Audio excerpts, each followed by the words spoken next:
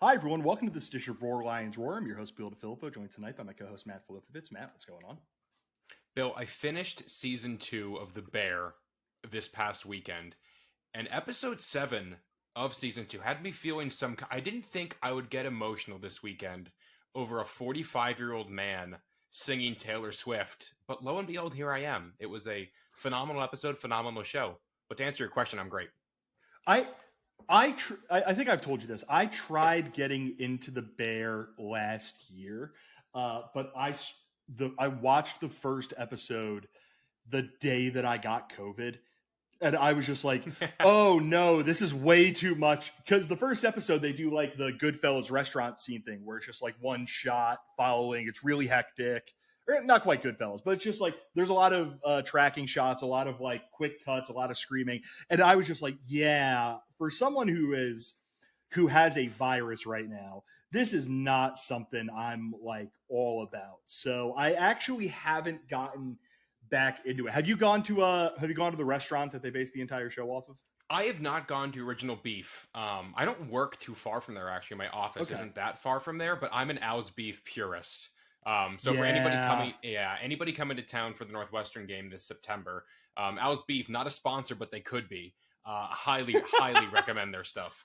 Yeah, you and I have had this conversation, but like Al, there are places that become tourist traps that like suck now. They let the fact that they're a tourist trap like knock off their quality. But if you're in Chicago, like Al's is like Katz's Delicatessen in New York, where it's become a tourist trap for a reason, and that hasn't impacted like how good or bad the place is. I adore Al's. It is legitimately one of my favorite like restaurants, quote unquote restaurants, if we want to do that in America. But we're not here to give too terribly much travel advice on the great city of Chicago, Illinois.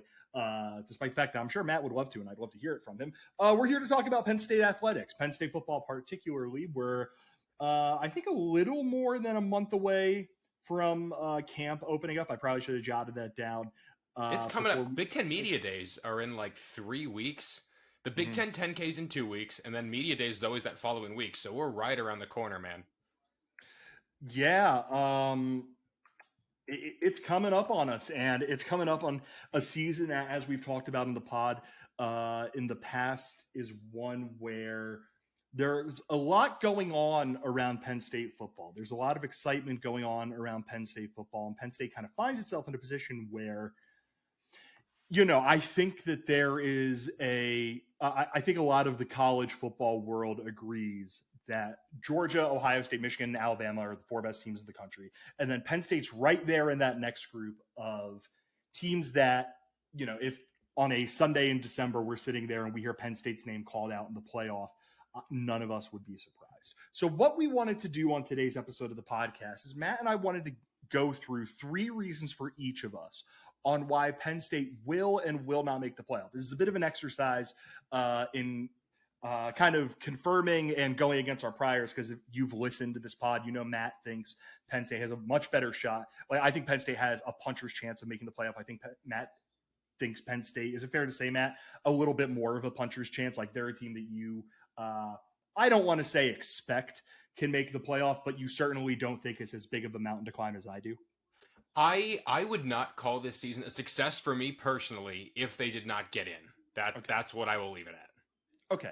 And as you probably know, if you listen to the podcast, I think that's nuts, but we'll get into that over the course of the pod, discuss it over this episode of the pod. And we'll start by going, what we're going to do is we're going to do what we do whenever we do an episode where we go through reasons for things. And we're going to, for why Penn State will make the playoff, we're going to have Matt give his first reason. We're going to discuss it a little bit.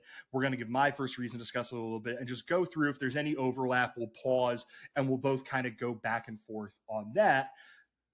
We'll make some money with a home field ad in a second. Then we'll do our 3 reasons why Penn State will not make the playoff after that, and then any additional stuff that might pop off from there. So to start, we're going with the 3 reasons why we think Penn State will make the playoff. Matt, the floor is yours to give your first reason. And what is the first reason in your eyes you think Penn State will make the playoff this year? The first reason for me is the Penn State defense. I am ready to declare capital E elite. I think there's playmakers at every level of this defense. We saw Manny Diaz come in and play this aggressive style of defense that, listen, Pry got after the quarterback. They got turnovers, but it was really bend, don't break. The Manny Diaz defense was attack, attack, attack. And now it's been fully installed for well over a year. They can start adding these new wrinkles. Really, the only I would call major loss is going to be Jair Brown and Joey Porter Jr. But I feel really good about Kalen King and Johnny Dixon and Cam Miller at corner. I feel great about the foursome at safety and Keaton Ellis, Jalen Reed, Zakee Wheatley, and oh my God, Bill, who am I forgetting on the fourth part of this? KJ Winston. KJ Winston. Sorry, KJ. And then I think the linebackers, I think this could easily be the best linebacker group in the Big Ten and maybe the most talented top to bottom starter wise of the Franklin era. I just think that up front, they're going to be more disruptive. I really believe that this group of edge rushers has a chance to be an incredibly special group. I think you have three guys who would start for pretty much any program in the country. And then behind them, you have guys like Amin Vanover and Zariah Fisher, who would probably start at Penn State in more years than they wouldn't. Like, Fisher's a little bit of a wild card coming off of the Achilles injury, but still, that's a guy who I think is going to make his money and have a very productive season in whatever role he plays. Again, the only thing people are really worried about, or at least I'm worried about, is defensive tackle. But we talked about it last week with how, much it seems like they're bulking up. I think they're going to be ready to take a pretty substantial step forward. So, college football has become a more offensive focused game over the past couple of years. Like, Alabama's way of winning it went from, really dominant defense, now this high flying offense. But Georgia's proving that dominant defense can still go a long way towards making your money. So I just think this Penn State defense is so good. And I don't think we're going to have Manny Diaz for much longer. I think if the right job comes open, somebody will be very smart to hire him. And I just want to take advantage of it while we can. I think this can be a group that leads the Big Ten in both tackles for loss and turnovers. I think that's really realistic. And that's going to be a winning formula more often than not. Yeah, that's part of where my optimism comes from. I look at this defense. I look, you pointed out defensive tackle as the concern, and I've certainly expressed my concern there. There are a lot of guys who can potentially play well, and potentially help Penn State scrap together enough defensive tackle. But then you go through everything else, and I think a part of this, Matt, that should be considered, should be included, is defensive tackle is a bit of a wild card. Cornerback, to an extent, is a bit of a wild card. But one thing that can really easily, to wild card to what I'm about to say. Okay. One thing that derails things easier than anything else in college football is a guy rolls his ankle, is supposed to miss 2 weeks. It turns into 4 weeks, and you don't know what ends up happening. One of your star standout guys takes a hit a little bit awkwardly.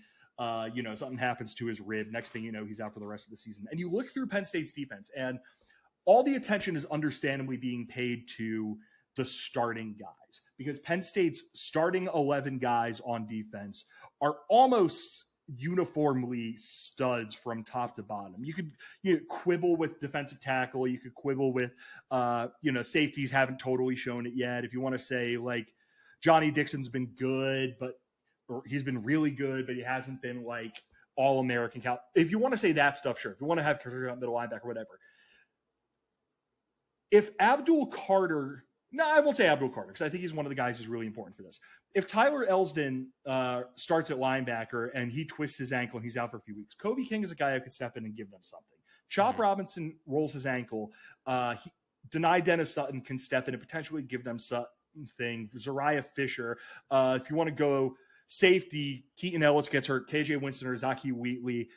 Depending on how this all works out, Penn State has answers for the biggest question that could pop up. Because for the most part, the guys that it has on defense are these known, proven commodities that we know can get it done at the top level. And that's kind of built into my number one reason, Matt. Let me ask you a quick question. Hit me. Are any of your reasons pertaining to Penn State's running game? For why they will make the playoff? Yes. Yes, one is real quick. One point I want to Okay. make on the defense, really quick. I want to make sure I get this in. You just rattled off all those players who could get hurt, and it's very rare that if a team loses a starter, their floor won't get lowered. I think if Penn State loses, the Penn State defense loses a starter, just their ceiling drops. I really don't think their floor drops, and that's a phenomenal place to exist in. So, just wanted to make sure I got that point in there because I think that's an interesting thing that I'm curious your thoughts on. I basically say it depends on the guy. Like, I think that Mm-hmm. the drop off from Kalen King to Cam Miller is probably gigantic. The drop off from Abdul Carter to, Tony Rojas or Dom DeLuca or whoever it ends up being, huge. So I just think everything takes a really big step back if it's the wrong guy. But Right. at so many positions, Penn State has an insurance policy. So I will let you talk about the running game here, and then I will give my first reason, because my first reason kind of goes hand in hand with the defense and the running game. And while you start talking, I will be listening. But for our YouTube viewers, I'm about to stand up because I notice my fridge is open right now and I have to go close it. So Matt, please continue. Oh, I could really just start rattling off sponsors I want to have. But no, the number two reason I have for why Penn State's going to make the playoff is their offense is going to be built with a proven formula. And it's a formula we really haven't seen at Penn State in the Franklin era. It's a strong run game led by great backs and a good offensive line. Run first teams, think Michigan, like think Georgia, think Alabama for a long time. Like these are teams and philosophies that always help win football games. And more importantly, they always help close out football games when you need to put the team away. Think about how many times over the past, let's call it, 4 or 5 years, this Penn State team could have gone out there, get an extra 3 yards on first down on a carry, and that would have set them up for like a 2nd and 5 or something, as opposed to 2nd and 8. All of a sudden, you're ahead of the sticks. You can kill more clock. You can get another first down. You don't end up losing by a point to Ohio State. Or, you can kill more clock and put the Michigan offense at a bit more of a disadvantage with less time than they would have had in, say, 2021. So the fact that this is a unit that's going to be relying on a good offensive line and a strong run game, and that's just such a proven formula. And then that just allows Allar to go in there, take his time, develop, not behind the scenes, but to not have to like put together a Herculean effort like Cliff had to against Purdue towards the end of that first game, where that drive was all Sean Clifford. That was all his experience. I think with the way the roster is built, the offense is built especially, Allar won't have to do that.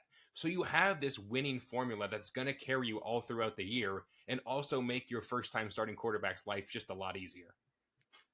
So I'm going to take those two things that we spoke about, your first 2 points, and kind of combine them into one, which is the number one reason I am optimistic about this Penn State team and why I think it will be a team that can make the playoff is it is going to have the ability behind a pair of blue chip running backs and a third veteran proven running back behind an offensive line that has the potential to be the best one that we've seen in the James Franklin era. Obviously, nothing is given. Like, we don't know what's going to happen here, whatever. On paper, this is the best one James Franklin has had. And that defense, particularly with how the strength of this defense is going to be disrupting a passing game. I think Penn State is going to be a nigh impossible team to come from behind against. I think that their ability to go up, kill the clock, limit a passing game. A thing that we've spoken about for years on this podcast is James Franklin's building a team to beat Ohio State, or James Franklin views beating Ohio State as priority number one. And when I look at how you beat Ohio State when it's not some fluky thing where they're having a terrible game. You are able to keep them from having the football for prolonged stretches of time, which you do with your running game, which you do by killing the clock, which you do by strangling out a game, which you do by saying to your quarterback, all right, here's a 3rd and 3. This is where we want you to make something happen, as opposed to it's 3rd and 14, go out there and be a magician. It's that, and it's by disrupting their passing game with against a team like Ohio State, your cornerbacks are going to get burnt sometimes, your safeties are going to get burnt sometimes, but by being able to get to the quarterback. And I think Penn State has built a team that when you say to another team, you need the football and you need to be able to get a lot of points really quickly by moving the ball really quickly, I think they are going to be so difficult to go up against. I think James Franklin, Mike Yurcich, Manny Diaz, whomever you want to credit for this, Brent Pry, this guy, that guy, whatever. I think Penn State has a team that is designed to do that extremely well. And that'll lead into my second thing, which I assume is going to be your third thing, Matt. But what are your just general thoughts on that? How Penn State's ability to go ahead and stay ahead in a football game is going to be such a huge asset for them this year? I'm very curious to see like what these elite programs in the Big Ten always do when they get punched in the mouth. Like Ohio State and Michigan for the better part of, for Ohio State for the better part of a decade, but for Michigan now for the better part of 2 years, have just steamrolled everybody in their path. Like Michigan has nowhere to go but down after a literally perfect regular season last year. Ohio State's breaking in a new quarterback. At some point, somebody's not going to be terrific. Like, I don't know if that's going to be this year, but, it's a re-roll of the dice on that front. So I'm just really curious to see how these new iterations of these teams that, at least in my opinion, have nowhere to go but down. You can say whatever you want about what the games are going to shake out like. That's just where I stand. Like 11-1 and 12-0, it's hard to do better than both of those records for those teams is what I'm trying to get at. Yeah. I'm really curious if Penn State comes in there. This Penn State team that's viewed as like the awkward stepchild in the corner that's not really supposed to be in the same conversation.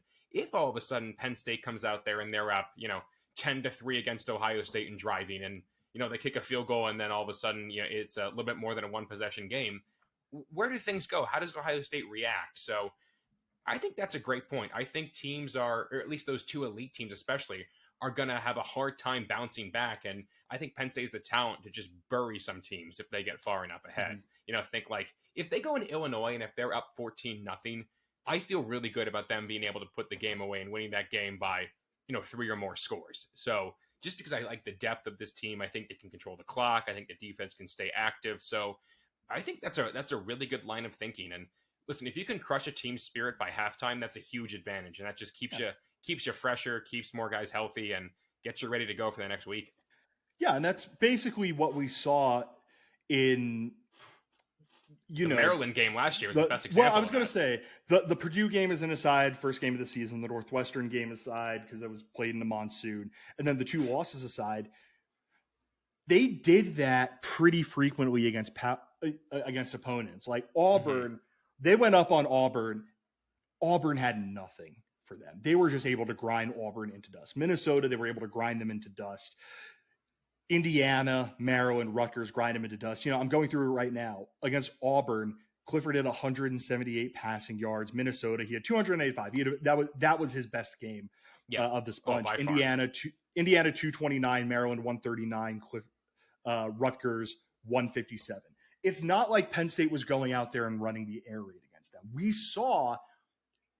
We got a glimpse into what it looks like when Penn State gets out there and just grinds a team to dust. And we know they have the ability and, very important, the interest, I would say, to do that. They're not going to be one of those teams, it's not going to be the Mike Leach thing where his teams would go ahead and they're just going to keep throwing the football because that's what they do. Mike Yurcich wants to win these games by playing some ball control, by killing the clock, doing that sort of thing. So that's my number one. Does your third reason, Matt, have anything to do with Drew Allar? It does, actually. He's okay. My third reason is just the words Drew Allar. And my second reason is the upside of Drew Allar. So let's talk about Drew Allar here and why he represents someone who can take Penn State to this place. Go ahead. So I've made the point that in our last episode pretty frequently that Drew Allar the former 5-star pick, doesn't have to perform like a first rounder, a second rounder, or a third rounder in his first year as a starter. I just need him to be 5% better than Sean Clifford, a 5th round pick. And that doesn't feel unrealistic to me. And I want to even add another caveat to this. He doesn't have to be 5% better than Sean Clifford until mid-October.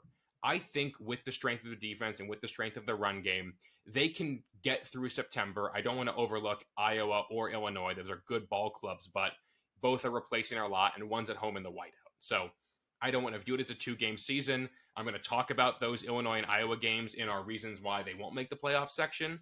Okay. But I don't think they need Allar to do too much until mid-October. And at that point, it's time to let the former 5-star fly.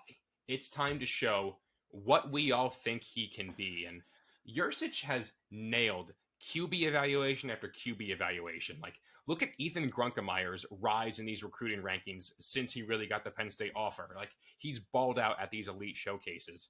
Yurcich knows what he wants in a quarterback. And I think the last quarterback he went out there and like really developed from start to finish would have been Mason Rudolph, who was a 3rd-round pick, as I want to say a high 3-star prospect. So what he can do with Allar, a guy, if you go back and you listen to the Adam Brenneman podcast that he did with Drew Allar, Allar mentions that when Yurcich was back at Texas back in 2020, he noticed him already. So this has been Yurcich's guy for 3.5 years already. I just think that he can be the kind of guy who elevates a team. He doesn't have to go out there again and throw 50 times a game. He doesn't have to go out there and will a team on a game-winning drive in all likelihood, at least for now. But if he has to, he was a 5-star for a reason. He's the kind of guy who can make every throw. He's been in the system for well over a year at this point. It'll be 20 months by the time week 1 rolls around. And I just really like their odds. Like, Penn State gets one 5-star quarterback a decade. And I get that 5-star quarterbacks in Penn State haven't always been the most perfect match. But if you look at these teams that make the playoff, sure, you have your TCUs with Max Duggan. Sure, you have Stetson Bennett. But more often than not, it's Justin Fields. It's CJ Stroud. It's JJ McCarthy.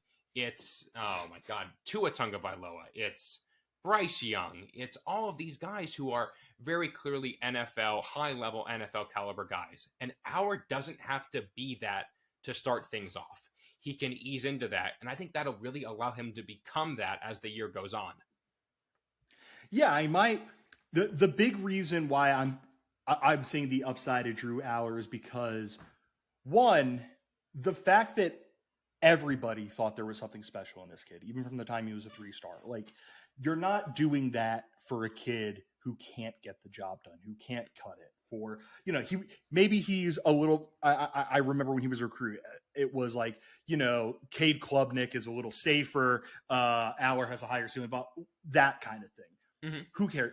Maybe that's part of it. Who knows?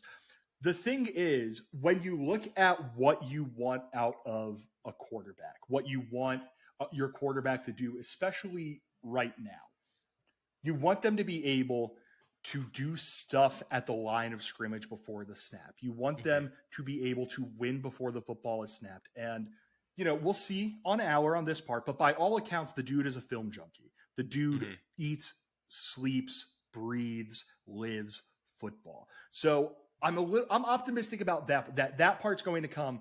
And like you mentioned, Matt, the fact that he has a month and a half, a month and a half, but put the asterisk on that because Iowa's going to be difficult. At Northwestern is at Northwestern. Iowa's Iowa. There are going to be tests, but they aren't necessarily tests where he can't pass them unless something like completely horrible happens. And then you look at what he can do when the ball is snapped and what we've seen out of him. And we've only seen bits and pieces there. He looks like this during the blue-white game. He comes in. He doesn't look great against this team's backup, so likes throwing to Tank Smith. Whatever.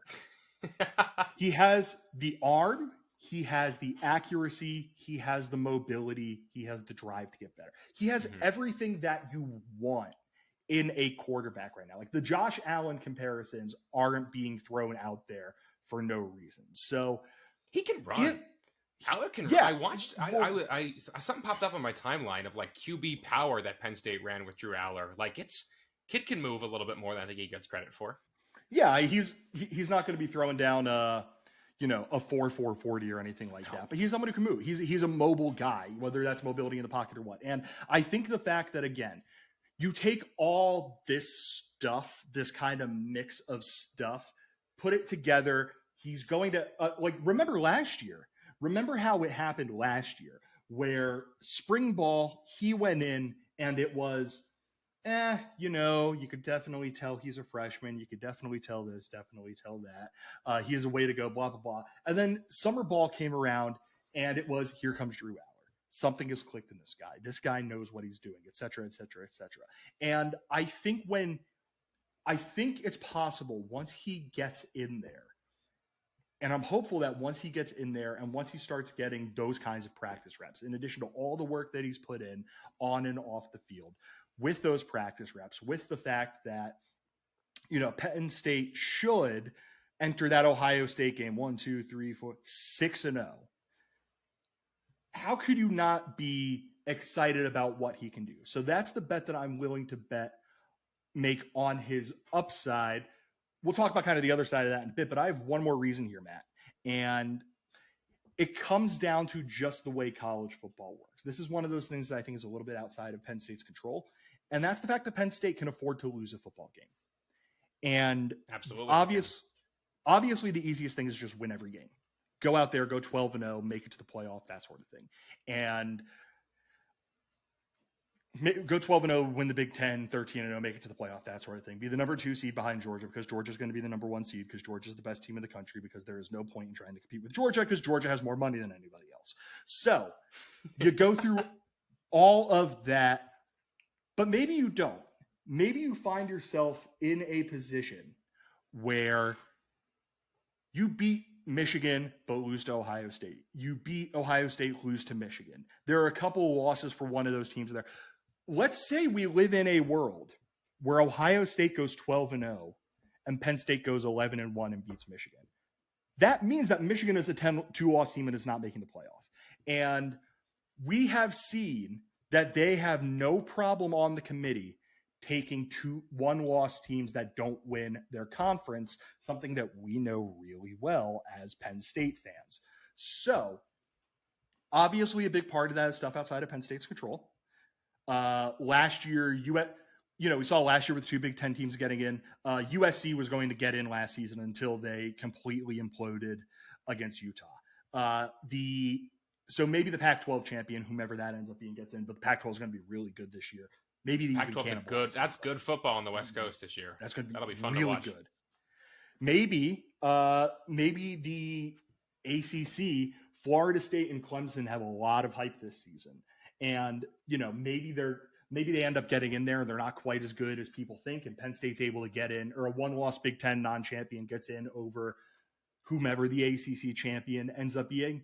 But there is a way, Matt, for Penn State to make it to the playoff while still losing to one of Ohio State or Michigan, as long as some other things take care of themselves. And this isn't something I want to bank on necessarily, but it opens up a path for Penn State that doesn't involve, you got to go into Columbus and win that football game. You got to defend your home field against Michigan, and you have to beat everybody else.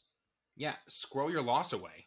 Hold it off as long as you can. You can lose a game and make the playoff, but take it a month at a time. Get through September. Go 5-0 in the month of September. It's wild to me that there's 47% of the season is going to be done by the time we get October 1st. That's wild.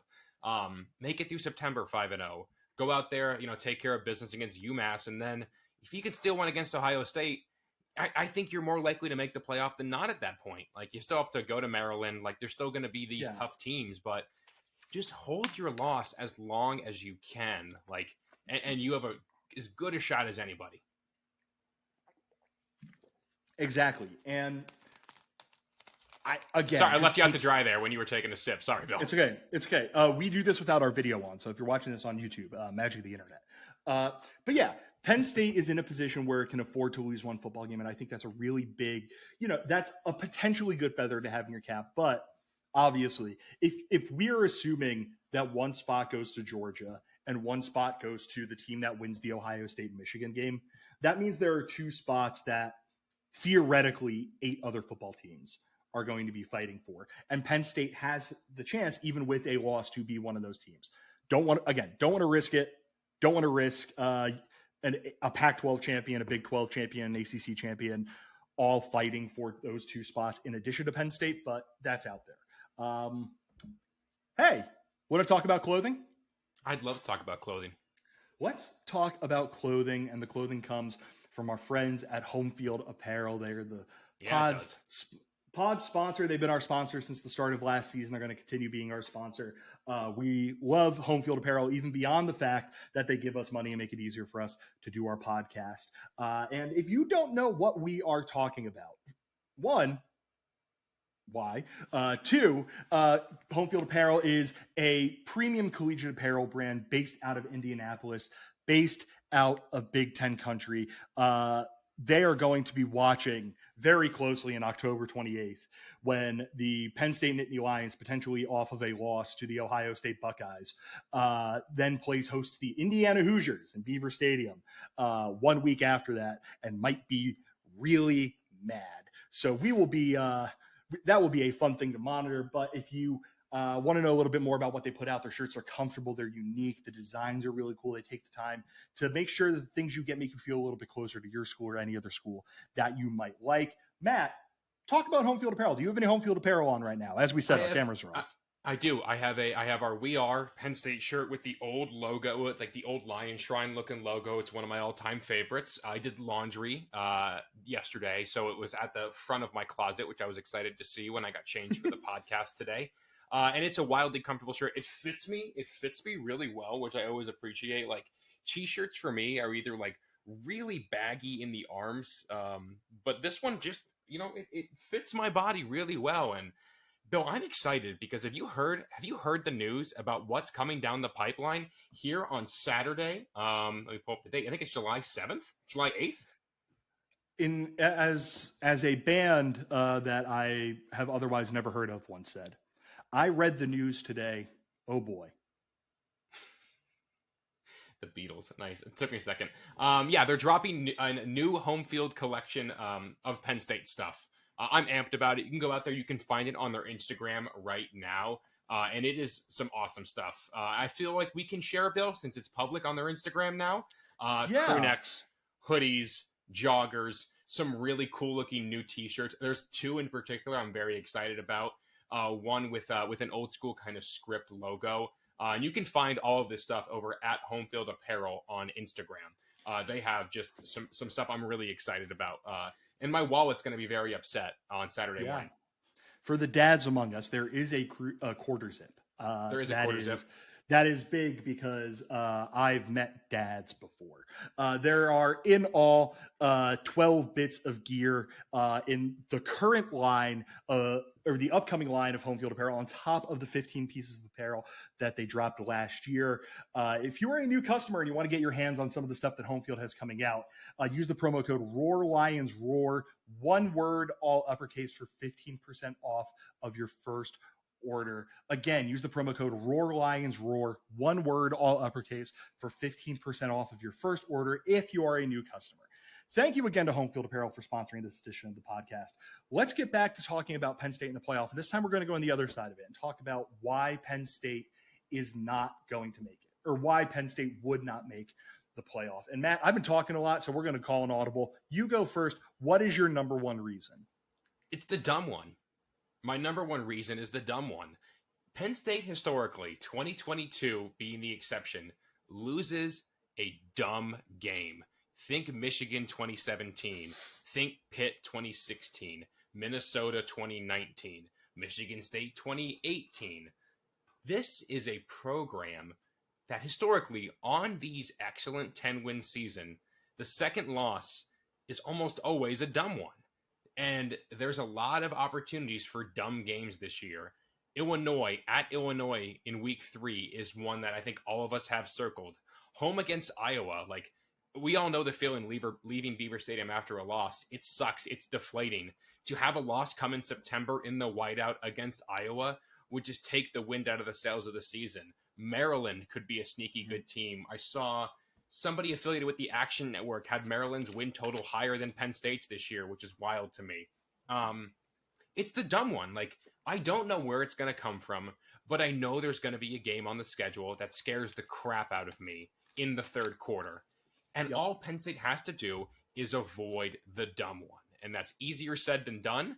I don't think you can call it a hump they got over last year. I think it's a good sign they didn't lose a dumb one. But this is just such a fluid thing. And they need to go out there, have a better game plan, execute week after week.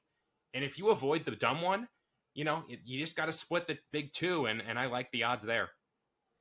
Right. You're one bad team meal the day before they play Iowa away from 25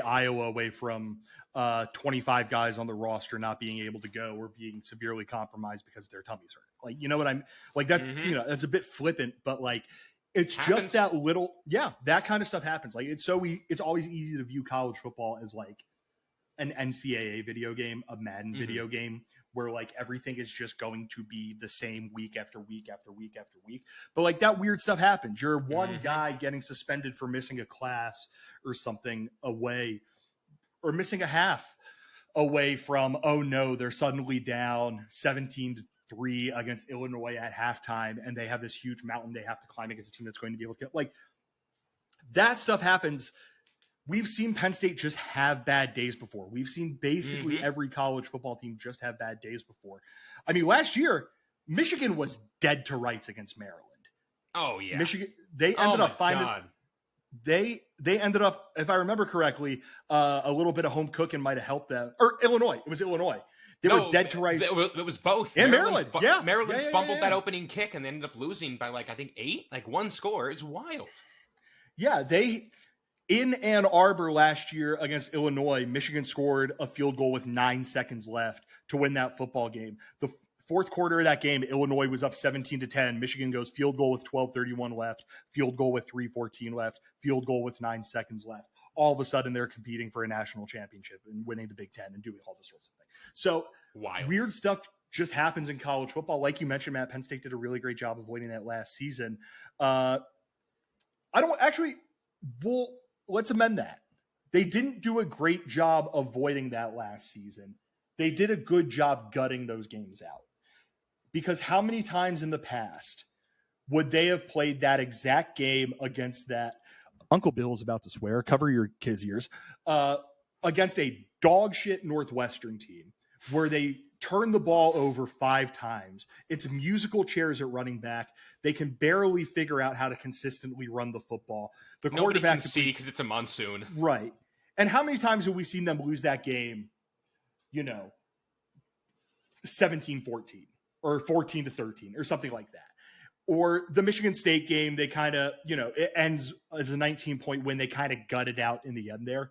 They did a good job finding themselves in those spots and getting out of them last year. But yeah, is there one game in particular that kind of has the sirens going off in your head as we sit here, 2 months out, not knowing anything about the college football season? I'm trying not to look ahead. Illinois feels too trappy for me at this point. Illinois, their game against Kansas the previous week got moved up to a Friday, so an extra day of rep, an extra day of rest, and an extra day of prep. But new coach there, or I'm sorry, new defensive coordinator. They lost a lot in the draft. Maryland scares me. If the season gets derailed at Maryland, I will be distraught. There's the problem with this exercise is that it's hard to know where the dumb one's gonna come. 2017 Michigan State was a bad team. I never saw that coming. 2019 Minnesota, that Minnesota team was proven to be frauds. That was just a dumb one. I feel like I can say Illinois and then Penn State wins by 30 against Illinois. Yeah. And then out of nowhere they struggle against Northwestern. You just never know where this dumb one's going to come from.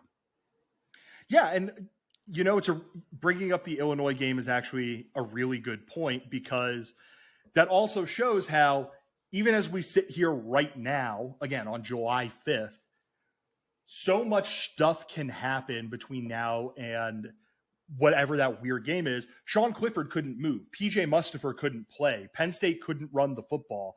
You're talking about 2021? Yeah, 2021. Yeah, the 2021, the 9 overtime game where Penn State 7 penalties for 81 yards, a team that doesn't get penalized all that much. Next thing you know, Illinois has the ball for 36 and a half minutes and is able to survive turning the ball over 3 times. So it's just college football. This is just kind of a broad thing, right? It's just college football. Like, Yeah. this stuff happens. My number one reason, this isn't a surprise. This is ground that we've covered. I'll cover it on this pod a little bit and on past pods. It's just that Ohio State and Michigan are really good. And Penn State could be the 5th best team in college football and still miss the playoffs, still be on the outside looking in, still all these things because Ohio State and Michigan are just, it's very possible that despite the fact that the Big Ten championship game happens every year in Indianapolis, it's very possible that the Big Ten championship game for the 3rd year in a row happens last weekend of the regular season when Ohio State and Michigan play. And again, I don't want this to happen. This would be devastating if it happened. Yeah, it would be kind of what I expect, but it would just kind of be devastating. Like, man, it sucks to sit through this. But it's very possible. Again, Penn State could be the 5th best team, 6th best team in college football, and it just does not matter because teams 1 and 2, teams 1 and 3, teams 2 and 3, teams 2 and 4, teams 3 and 4, whatever, are Ohio State and Michigan. And that's just, those just little margins, Matt, are things that Penn State aren't on their level. And as a result, they lose 2 heartbreaking football games to 2 teams that compete for a national championship. Yeah. I mean, it's tough. Like I view these teams as excellent, like Michigan and Ohio State, but I made the point earlier. Bill, do you also feel like they have nowhere really to go but down? But like Penn State could also go down. Like it just easily feels like this could just. I know I want to try to stay on topic, but are you of that line of thinking that like a 12-0 Michigan team and 11-1 Ohio State team breaking in a new quarterback kind of have nowhere to go but down? It's tough. It's tough. It's a tough question. Because the thing is, like, neither of those teams won a national championship. Neither of those teams competed for the national championship. So there is an up for them to go. Right. Right. But I guess in the regular season I was talking. Yeah, that's fair. In the regular season, and that's the thing, you don't necessarily have to go down. You could just stay where you are. And if you just stay where you are, there's no room for the 3rd best team, the 4th best team to kind of break in. And that's just kind of the problem that in this scenario where Penn State misses out on the playoff, where Penn State could potentially find it. Like there is a world, and I am mad at myself for saying this already. There is a world where Penn State is the number 5 team in the country, is 10-2, lost to Ohio State 41-40, lost to Michigan 24-23, and 2. How dare you even say this? It sucks. Like, it sucks. It's also very plausible. Could happen. It could extremely happen. So that's my number 1 reason. What's your number 2 reason? It's the receivers. I made the whole point that I think this team is going to be built running the football. And listen, that's great. But look at Alabama last year. Alabama was an incredibly complete team everywhere but the wide receivers. Like they had the 1st-round pick at quarterback. They had a decent enough run game. Their defense had awesome players all over the place, and they lost 2 games. Like the receiver position as a whole has evolved so much as the spread offense has become the primary offense in the college game, and it's starting to become the same thing in the NFL game if it's not already. But I think if you don't have 3 receivers that can go out there and consistently make plays, you're kind of dead to rights in a lot of ways. So if the receivers don't go out there and develop the way we're hoping for, that could be a thing that dooms the Penn State offense. There's no Jahan Dotson on the roster, I don't think. Like, I don't think there's even like a KJ Hamler. Oh, maybe not. Keandre could be that, but you get what I'm saying. If the receivers don't hit, the wheels can kind of fall off. That's the one, was it leaky wheel on the cart, really? I think is the best turn of phrase that has me really worried about the offense, is that if the receivers don't hit, if drops hit them, if they don't have enough depth, if they can't get separation, if they can't get open for Drew Allar, what can the quarterback do? He can throw guys open, but he can't do that for an entire game. Yeah, and my thing, my number 2 was just the passing game in general, because if we're talking about why Penn State will not make the playoff, Drew Allar not being that guy is part of it. It's built into that.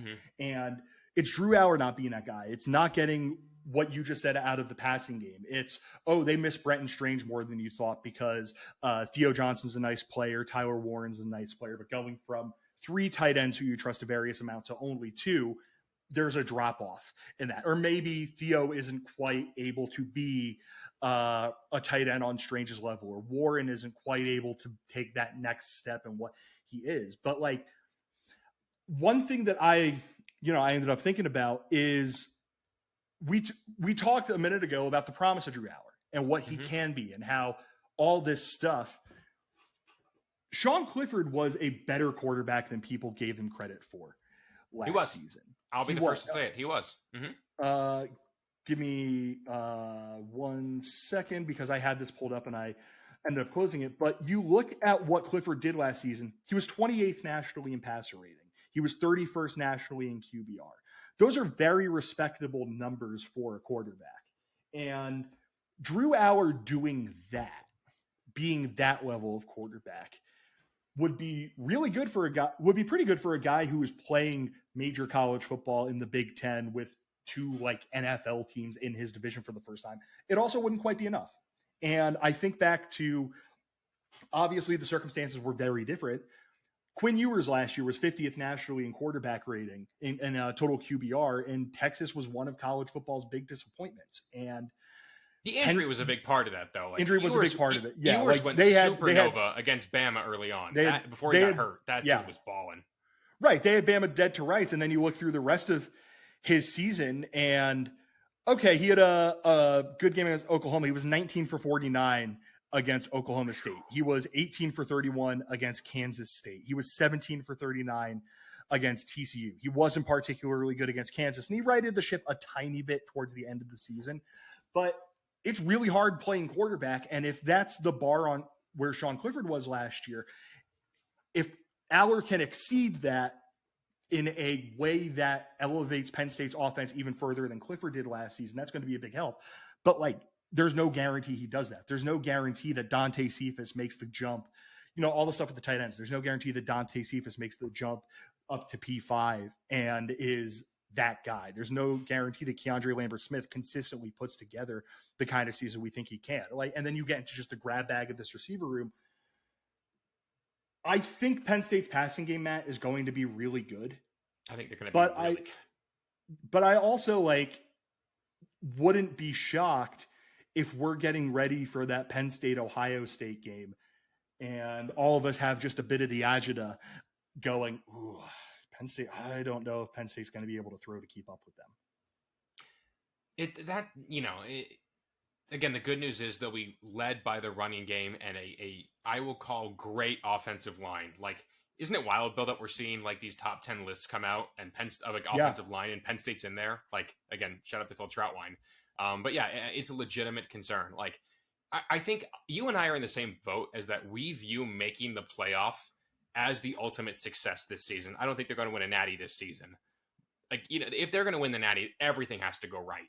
But like for them to make the playoff, like two of these three things just have to go right. Mm-hmm. Agreed. So let's go to your third reason. What's your third reason why Penn State won't make it? You kind of already addressed it. It's just the three-way tie. Like three's a crowd. It's one thing to be, like Clemson, where your conference is you and it's Florida State. Real quick, that LSU Florida State game in week 1, going to have major implications for Penn State fans, hopefully. So I'm amped for that one in less than 2 months now. But it's just crowded. Like, Alabama and Georgia have kind of ascended. You can put LSU in there a little bit, but that's a very crowded division. The Pac-12 is pretty much where I think USC and Utah at this point, fair to say. Like, the modern Big 12 is pretty much... I'd say Oregon. I'd say Washington. Like, the Pac-12, I have SP Plus pulled up in front of me right now. USC is number 7, Oregon's number 11, Utah's number 14, Washington is number 17. Like, that's going to be UCLA is number 24. That's going to be Oregon State's number 30. That's going to be a really, really good conference next year. But the caveat I want to make sure I put in there's no divisions in the Pac-12. That's the round, not a round robin, but you play different teams. It's not like you're confined to the division with 2 of the top 5 teams in college football, like Penn State is. It's just crowded. I think I've said that I don't think it's unrealistic to ask Penn State or to expect Penn State to beat one of the big 2 with the best roster they've ever assembled under James Franklin.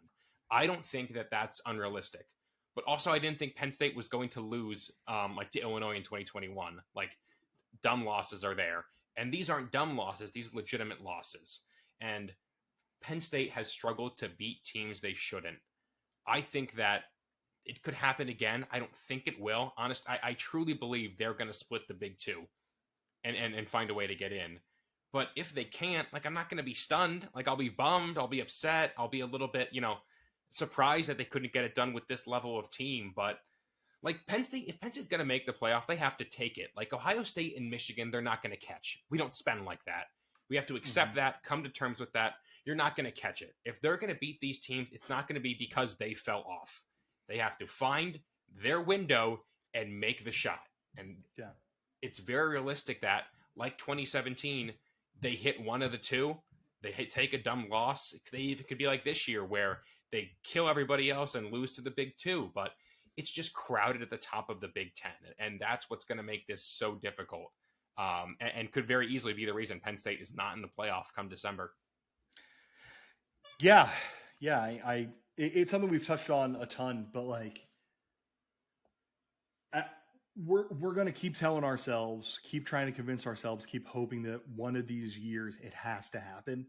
But like, we're all sports fans. We've all seen that it doesn't have to happen. Like, I'll go to my NBA background. You look at a guy like Chris Paul. Chris Paul has been in the NBA forever. He's been on great teams forever. And forever and ever and ever, it's been, well, Chris Paul's got to get one at some point, right? And he's just never gotten one. You look at Matt. Do you promise you won't be mad at me? Listen, Bill, no guarantees. Allen Iverson and Joel Embiid. How many times have we heard? How many times have we heard this has to be the year that Joel Embiid gets the Eastern Conference Finals? It has never happened. How many times have we heard in the NFL, this is the year for Josh Allen to get to a Super Bowl, or this is the year that the Bills beat the Chiefs in the play, or someone beats the Chiefs in the play, and it just doesn't happen. Like, it's not guaranteed to happen in sports. It is terrible. It sucks, all this stuff, but we find ourselves in spots, but we latch onto it because of the hope that one day it will happen. And, I'm a Manchester City supporter. It finally happened for my team this year. It was the best thing on earth. Penn State winning the Big Ten, it finally happened for them in 2016. It was the best thing on earth. So we're going to sit here and hope it happens. But again, doesn't have to. It sucks. And my final reason why it might not, and this is something, Matt, that I think we haven't talked about nearly enough. Yeah. Who's going to be kicking the football this year? I was going to put this. I almost put this. I had a hard time finding out how I was going to articulate that last point about the three-way tie. I hope I did a good job, but no, yeah. I'm with you. The special teams is absolutely terrifying for me. Yeah, you look at Penn State and the situation they're going in. At punter, we assume it's going to be one of two guys, or by the rumblings are it's going to be one of two guys.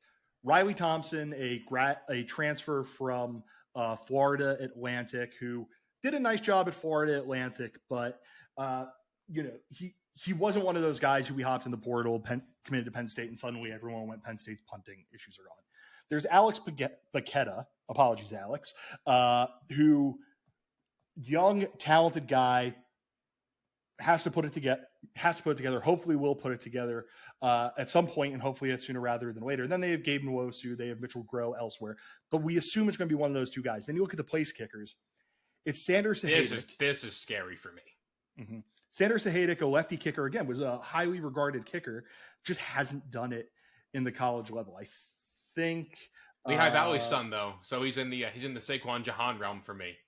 That's right, and he last year 1 for 2 on field goals, 1 for 1 on extra points.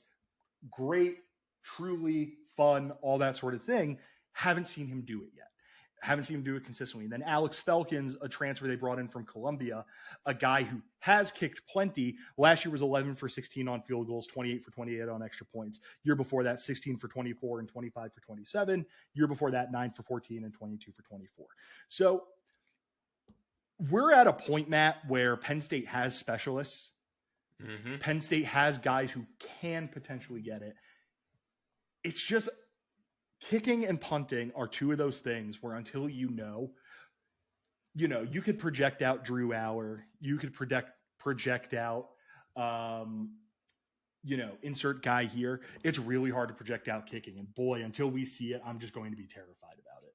I mean, this kicking game, like historically for Penn State, like I was thinking about this. It's like how often does like a player come in to make a big kick? And then I'm like, Tyler Davis, Minnesota 2016. The game that started this run had to have an insane, like a pretty far kick for a walk-on soccer guy to send the game in overtime for Penn State to even win that game. I'm trying to find the game in 2019. Was it Iowa that Pinniger, true freshman Jake Pinniger, hit a big kick for? Or it might have been 2018 for him. Yeah, maybe 2018 as a true freshman. Like, it happens. I hope it doesn't. Yeah. I think that they have two decent options, but kicker more than anything else, I think it has to come down to you have to do it when the lights are brightest. Like, I think everything else that you practice in football transfers pretty easily into the game, but kicking when those lights are on and when that rush is coming at you, I think that's a whole new world, and that's a scary place to be. Yeah, 2018 game against Iowa, Pinniger went 3 for 3 on field goals, one right as halftime, one from 45 yards out as they went to halftime, one with 4:10 left in the third quarter to make it 27-17 Penn State, and then one with 8:24 left to make it 30-24 Penn State off of the pick six. That was the one, the 30-24 one that I was remembering. Yeah.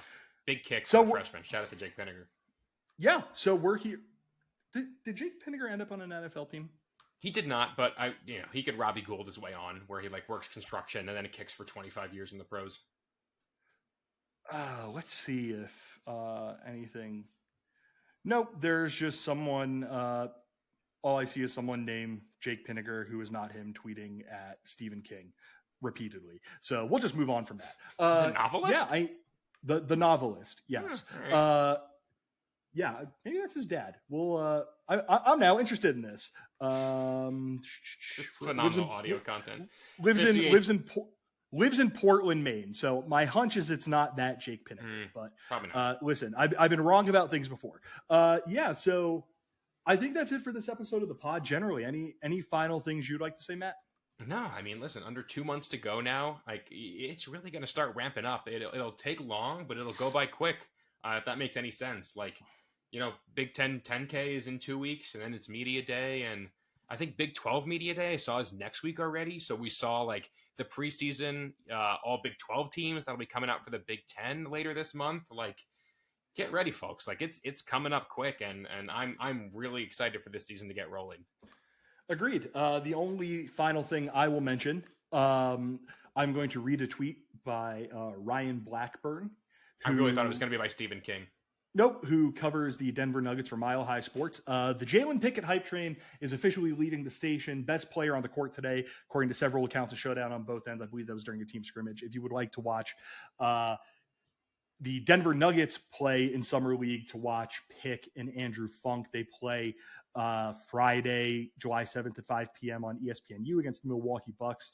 If you would like to watch the Atlanta Hawks, who will have Seth Lundy, 10:30 p.m. NBA TV on the 7th. Let's see. It doesn't look like either play a game on Saturday. Who knows? I'm not going to look too closely. You should probably not watch the game that Seth is playing in, because Victor Wembanyama is playing on ESPN at 9 p.m. and he's the greatest basketball prospect coming to the NBA since LeBron James. Neither here nor there. Wow. This is a pen. Yeah. Listen, Seth, I love you. You're not a 7'3" guard from France. Okay, brother. Love you. Few of us are. I obviously am. Yeah. I think that's a good place to end the pod, Matthew. I think so too. I think it's about on par with the rest of our landings. I'm very excited about it. Good. Thank you, everyone, for listening to this edition of Roar Lions Roar. As always, make sure you go on whatever podcasting platform you use. Give us 5 stars. Leave us a 5-star review, whatever you decide to do.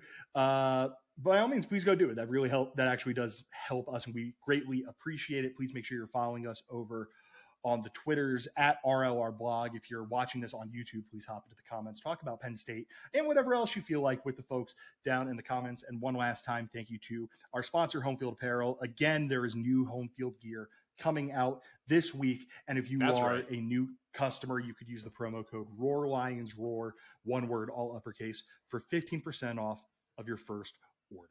One last time, thank you everyone for listening to this edition of Roar Lions Roar. For Matt Filipovitz, I'm Bill DeFilippo. Take care, everyone. Go State.